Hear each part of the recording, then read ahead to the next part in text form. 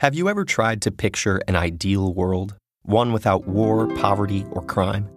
If so, you're not alone. Plato imagined an enlightened republic ruled by philosopher kings.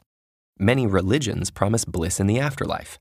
And throughout history, various groups have tried to build paradise on earth. Thomas More's 1516 book, Utopia, gave this concept a name, Greek for no place. Though the name suggested impossibility, modern scientific and political progress raised hopes of these dreams finally becoming reality. But time and time again, they instead turned into nightmares of war, famine, and oppression. And as artists began to question utopian thinking, the genre of dystopia, the not good place, was born. One of the earliest dystopian works is Jonathan Swift's Gulliver's Travels. Throughout his journey, Gulliver encounters fictional societies, some of which at first seem impressive, but turn out to be seriously flawed. On the flying island of Laputa, scientists and social planners pursue extravagant and useless schemes while neglecting the practical needs of the people below. And the Huinum, who live in perfectly logical harmony, have no tolerance for the imperfections of actual human beings. With his novel, Swift established a blueprint for dystopia, imagining a world where certain trends in contemporary society are taken to extremes, exposing their underlying flaws. And the next few centuries would provide plenty of material. Industrial technology that promised to free laborers imprisoned them in slums and factories instead, while tycoons grew richer than kings. By the late 1800s, many feared where such conditions might lead. H.G. Wells' The Time Machine imagined upper classes and workers evolving into separate species, while Jack London's The Iron Heel portrayed a tyrannical oligarchy ruling over impoverished masses. The new century brought more exciting and terrifying changes. Medical advances made it possible to transcend biological limits, while mass media allowed instant communication between leaders and the public. In Aldous Huxley's Brave New World, citizens are genetically engineered and conditioned to perform their social roles. While propaganda and drugs keep the society happy, it's clear some crucial human element is lost. But the best-known dystopias were not imaginary at all. As Europe suffered unprecedented industrial warfare, new political movements took power.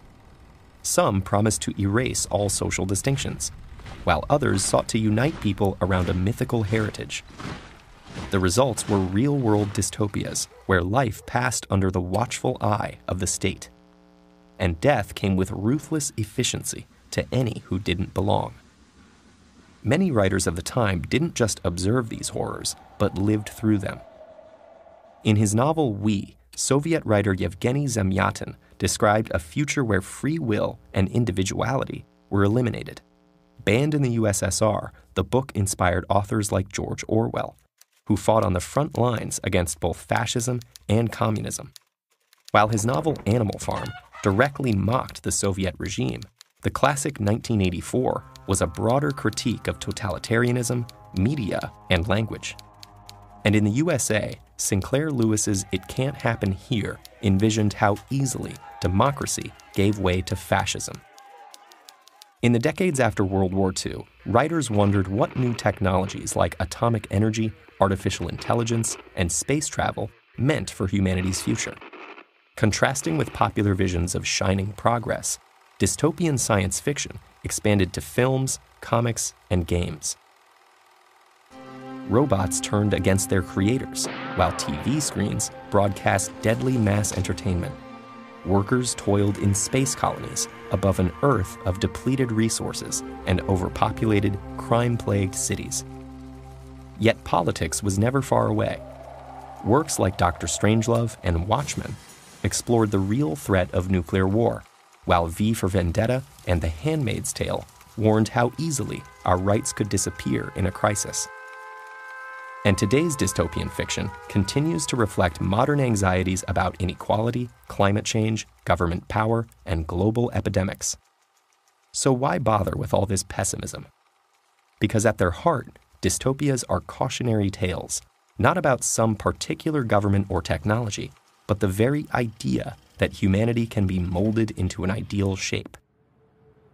Think back to the perfect world you imagined. Did you also imagine what it would take to achieve? How would you make people cooperate? And how would you make sure it lasted? Now take another look. Does that world still seem perfect?